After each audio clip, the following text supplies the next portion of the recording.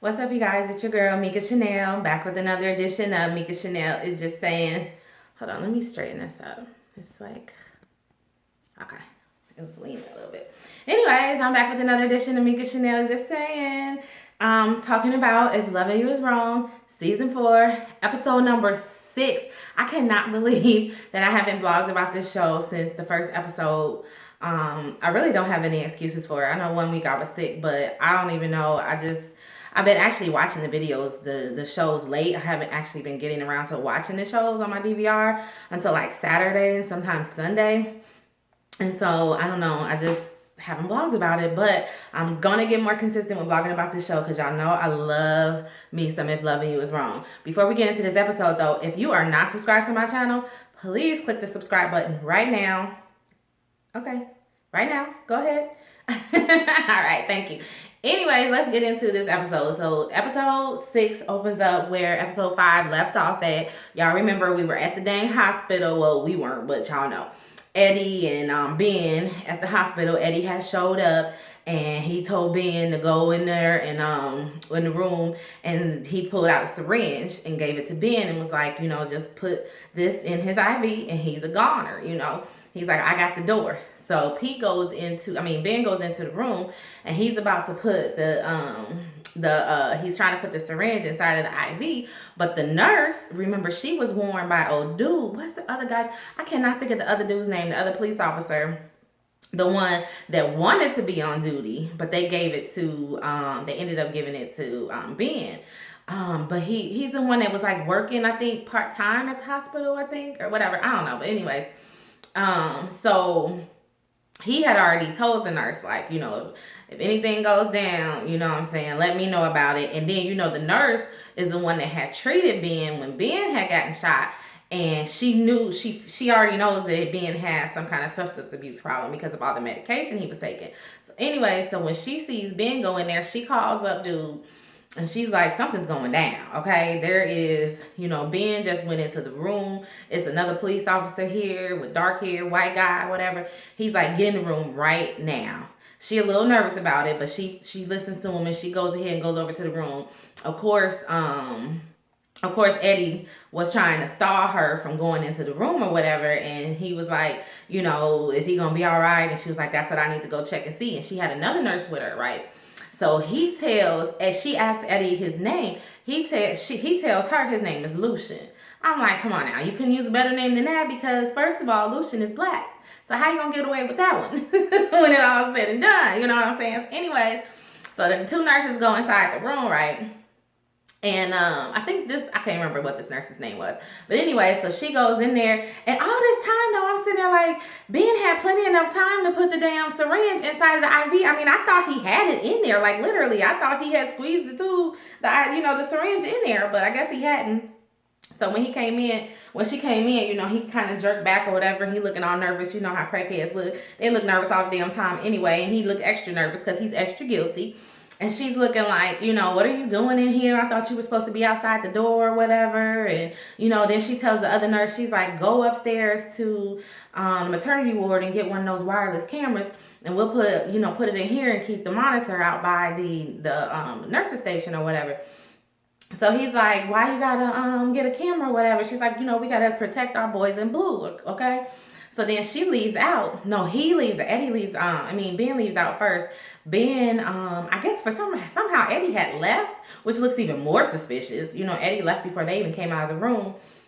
And so so Ben calls Ed and was like, man, she want to put a camera in the room, man. So Ben is thinking that she's trying to watch him because he knows that she thinks that he has a substance abuse problem, right? So he's thinking that she wants to watch him and make sure he don't steal no drugs or something like that. And not really knowing that she knows something is up and she's been warned by another police officer, right? So Eddie's like, well, it's up to you to figure out how to kill him. I want him dead and gone, so you need to figure it out because you messed up. Or whatever. So, now it's all like, all crazy. She calls the other police officer again and, gives him the news or whatever. And he's all happy or whatever. And, it is what it is in that one. Then in the next scene, we see Quan, his mama. Now y'all know we met his mama like I think it was 2 episodes ago. She been messing with what's his fucking name? Oh my god, what's the cartel dude's name? Why can't I think his name right now? But you know, she been messing with his daddy like for years and years and years. They got a daughter and everything. Y'all know we saw the story, right?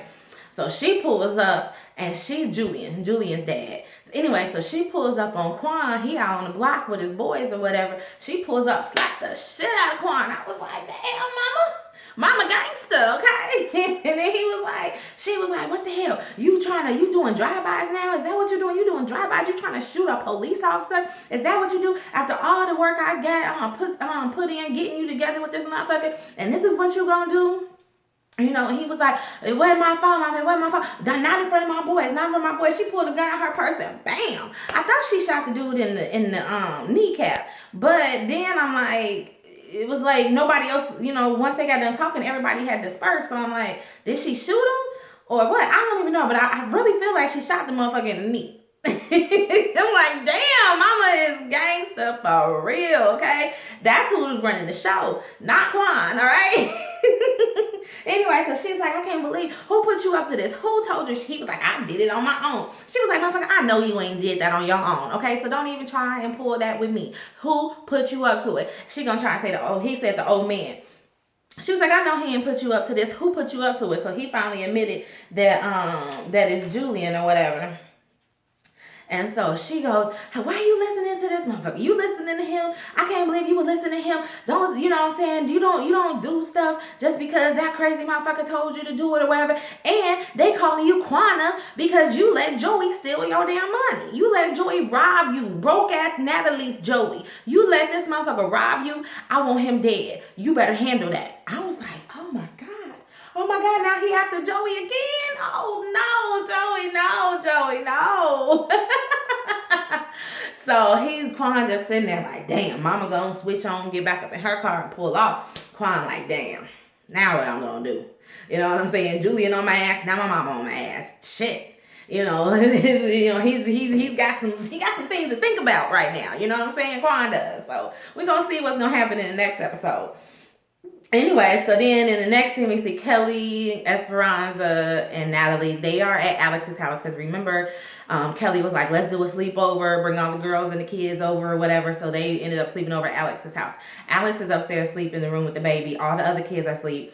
So Kelly comes back downstairs and gives them the rundown on what went down, what's going on with Alex's parents. And Natalie's like, I might not need to be here. Is it safe to be here? I might not need to be over here, okay? And then she give him the rundown on how she said Alex shut Randall ass down with his crazy black ass or whatever. Tells them that he is trying to get custody of the baby, and they like, what the fuck is really going on around here, you know? And then she tells them about Brad and Marcy being roommates, and you know their minds are blown like really, what is going on this little bitty block, okay? The block is hot, all right? These motherfuckers is tripping all on this one little, it's not even the whole block. It's just a few little houses. So anyway, and so then she was like, but you know what, let's change the subject because there's some good things happening, like Natalie getting ready to buy the house next door to mine or whatever. Natalie was like, I don't know if I want to move over here. But you know, she joking or whatever. And she was just like, you know, let's go on and go see the house. You want to go see the house? And she was like, we can go see it. And she was like, well, how are we going to, you know, get in touch with the owner? Maybe we'll go tomorrow or whatever. She was like, no, I'm going to give him a call right now. And Kelly's all smiles and stuff. And she's just like, hey, Ramsey, yeah, my girl wants to come see the house. Yeah, right now. He like, all right, let me go get some clothes on. And Kelly is just cheesing from ear to ear. She is so just in like with this boy, okay? She is feeling him like for real, all right? And so Esperanza and Nadia like, what you all cheesing about or whatever? She was like, nothing, let's go see the house. So she switched on over to the house or whatever. And you know, they look around at the house, but Natalie only looks at the living room and the kitchen. I'm like, is she gonna look at the bedroom? Is she gonna look in the back or whatever? So, you know, they over there, you know, and they talk a little bit. And she was like, well, do you mind if I bring my boyfriend Lucian over? And he was like, maybe tomorrow or something. And And Kelly was like, no, bring him tonight. Ramsey don't mind, and she just a cheesing and batting her little eyes or whatever. And so she was like, well, let me go back to the house and get my phone. And Ramsey was like, you can use my phone. And she like, because you Lucen don't even answer phone calls that he don't know the numbers to or whatever. And Ramsey's like, oh, okay. He is one of them. And so they go ahead and leave the house or whatever. So as they leaving the house and going back over to Alex's house to get Natalie's phone to call Lucien, they like, girl, now I see why you was all smiling with his fine chocolate self or whatever. So when they get back to Alex's house, Kelly's giving them the rundown about how she's really feeling him or whatever. Esperanza was like, girl, you better go on over there and tell that man you want him or whatever. And then Natalie's like, Natalie ass and Debbie Downer, no, you better slow down, which is probably good advice, but at the same time, whatever. She's like, no, you better slow down, you know what I'm saying? Make him really want you and make sure he is the one. And Kelly is like, I feel like he might be the one. I feel like Travis was a distraction. He was just like a decoy or whatever, but maybe Ramsey could possibly be the one. And Natalie's like, all right, here we go with this. Make sure you know what you're doing, girl. And she's like, girl, call your own man. Don't worry about me. So she calls Lucien, tells Lucien to come on over to see the house or whatever. He like, yeah, cool, I'm coming. Now, in the meantime, Quan is sitting outside of Joey's apartment, right? And Quan is with Fawn. And they don't, they don't came over to Natalie's house because they know now he knows, fucking Joey knows that Natalie is gone, right? It's gonna be going all night.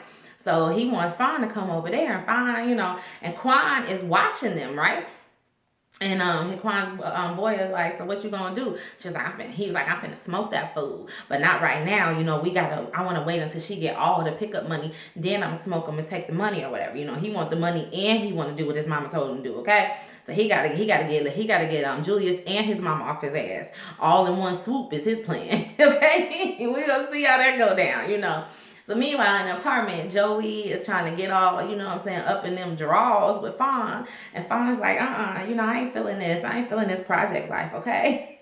She was like, can we go to a nice hotel? I like nice things. I can pay for it. And then Joey's like, well, if you was with me, this is what it would be. This is what she was looking around like, no, motherfucker, this ain't what it's going to be. If I was with you, I got money. All right? This is your broke ass ain't got no money. I got money, so if you're going to be with me, we won't be living like this, and I don't feel comfortable. She was like, I don't feel safe. I ain't going to be able to have my orgasms right if I'm not feeling safe. She is like, oh, man. And then he was like, fine, just leave. And then she see he getting mad. Now she want to give it up. To him or whatever. He was like, I'll walk you to your car. Now she's like, no, Joey, don't get all mad. So then he started kissing on her or whatever. And then, I'm pretty sure we all know what happened after that, okay? She gave in a little too easily. She being a little bougie, but at the same time, I get it. One, she's scared of his mama, and two, she just don't want to be having sex on somebody's couch. She like, I'm used to the finer things, okay? This is not romantic. The projects, it's nothing romantic about the projects, dude. What is you talking about, okay? She was like, I ain't trying to be living that life, all right? I don't know why that scene was just so funny to me, but Joey was like, what you mean? This is me. Anyway, so then in the next scene, Marcy and Brad, they're at their apartment or whatever. Brad's laying on the couch because he can't sleep because they keep playing these sad movies on TV, the radio playing sad songs. He's up there thinking about Toni Braxton. It's just another sad love song up in his head. You know what I'm saying? So he can't do anything but stare at the damn door. Then Marcy comes out her room. She's like, you all right? And he's like, no, I can't stop thinking about Alex. I can't stop thinking about my kids. I still love her. Marcy's like, well, if you want to go back to her, I'm not going to judge you for that. Some people might. I wouldn't judge you for that. And then she goes into this whole thing about how Randall is manipulative and he's, got 2 masters in psychology. And once he sets his sights on something, he's going to get it or whatever. And poor Alex just wasn't a damn match for him or whatever. Like, she's trying to make up excuses for Alex, I guess because she's so mad at Randall because Randall was her husband, so she's like, Randall, he's a master manipulator or whatever. I didn't see him do it. I didn't see him in action, and so he was like, no, That's not true because Alex knew exactly what she was doing. She's not weak. She's very strong. She knew how to get out of the town she was out in, living in. She's not stupid. She knew exactly what she was doing. She knows how to get what she wants as well. But at the same time, he still loves her, and he's like, Marcy, are you trying to get me to go back with Alex? She was like, dude, no, because I need you to put half up on this rent, okay? But if you want to go back to her, go on back to her. I'm not gonna judge you for doing it or whatever. And she's just happy she never had kids with Randall, because she was like, she would be in between a rock and a hard place at that point, because she wouldn't know what to do as far as being with the father of her child or leaving him or whatever. So it is what it is on that front. I was kind of surprised that Marcy was talking like that, but I guess Marcy is just at a point where she's like, it's done and over with, especially after what happened in the last episode with Randall talking about he want custody of the baby, and then how Alex just started slapping him and went off on him. Now you remember he tried to choke the shit out of Marcy when they got into it, but he didn't put a finger on motherfucking Alex when she slapped shit out of him quite a few times. You know what I'm saying? Outside in public in front of everybody. And then went off on him, okay? But he didn't do nothing, lift a finger to her, but he wanted to choke the shit out of his wife, okay? I think Marcy is just done. She just done with his what I call him, fuckboy number 2. Fuckboy number 2. She done with him, okay? Anyway, so and the next thing, Lucien arrives finally at the house where the girls are or whatever to come look at the house.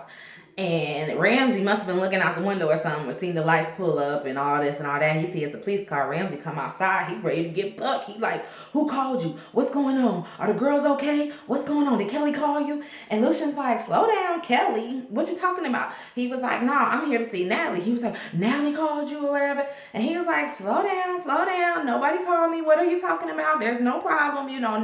Old Ramsey ready to protect his Kelly boo, okay? He like, what is going on now? But, then they realize that, what Lucien is there for. They talk a little bit. And then Natalie comes on out the house and they go see the house. They like the house. They actually looked at the entire house this time. Lucien was like, how much you put it up for. First, remember he told Natalie that he had to wait for the appraisal. Then he gonna tell Lucien, he was like, yeah, Natalie was like, well, he's gotta wait for the appraisal. He was like, yeah, but the fair market value was $210, motherfucker. Okay, let me put that on the table right now. Lucien's like, all right, I'm gonna call the bank tomorrow. Natalie's all excited, just like a few episodes ago, she was ready to put Lucien out, ready to be done with him, send him back to Cincinnati, okay? But now she all, geeked up, or Virginia, wherever the hell it was. She all geeked up and excited. Panties getting wet and all that, because he talking about he about to buy her house. And so they go on outside and talk in the front of the house. Lucien, he got to get back to work or whatever. But they talk a little bit, and she was like, I didn't really want you to leave. I just didn't want you to get involved with Eddie. I don't want you to be in no mess, And he's like, look, I'm always 10 steps ahead. I'm good at my job, okay? And if I play my cards right, I'm going to be running that place, okay? So you just need to trust me, all right? Just trust that I know what I'm doing, all right? And so I was like, damn. So I think he really is working with the feds or somebody. They are investigating that damn department, okay? And now I think that old girl, what the hell is her name? Fuck. Oh my God. What's the one from City High? Oh my God, why can't I think of her name right now? But the new chick that's working with Esperanza. Oh my God, why can't I think of her name? Why am I blanking on her damn name? Oh shit. What is her name? But anyways, I think she working with Lucien too, because remember in the last episode when he was telling Esperanza, like, don't worry about her background and all this and all that. I think that they're working together. So I don't know. We're going to see how that plays out. But anyway, so he just tells Natalie that, just trust him or whatever. And so then Natalie's like, oh yeah, when you left last night, another police officer came after Eddie left and he gave me a disc to give to you or whatever. And I'm sitting here like, last night? Goddamn, we on episode number 6 and it's only the next day after Pete got shot? Shit, what the hell is really going on? Like, this is some slow ass soap opera time, okay? But okay, I guess this is a soap opera, so I'm like, we're gonna go with it though. We're gonna go with it. All this happened in 24 hours. Okay. Whatever. Anyway, so yeah, so she tells him about the disc or whatever, and he's like, where is it? Oh my God. You know, he walk into the car like, oh my God, Pete, oh my God, Pete, you know. And then that's how it goes off, y'all. So, you know, he's going to end up going and get the disc, and it's probably going to go down. He gonna send it to whoever he need to send it to and have his proof to take Eddie down. I don't know. I want somebody to take Eddie ass down, okay? Somebody needs to take Eddie down. And I want it to be Lucian, all right?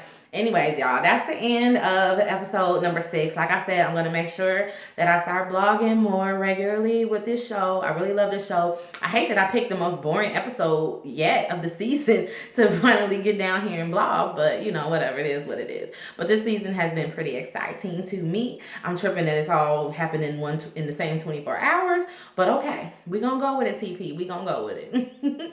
Anyways, you guys, I'm going to get upstairs and take my booty to bed, but until next time, make sure that you stay real, stay safe, and stay tuned to Mika Chanel is just saying. Bye-bye.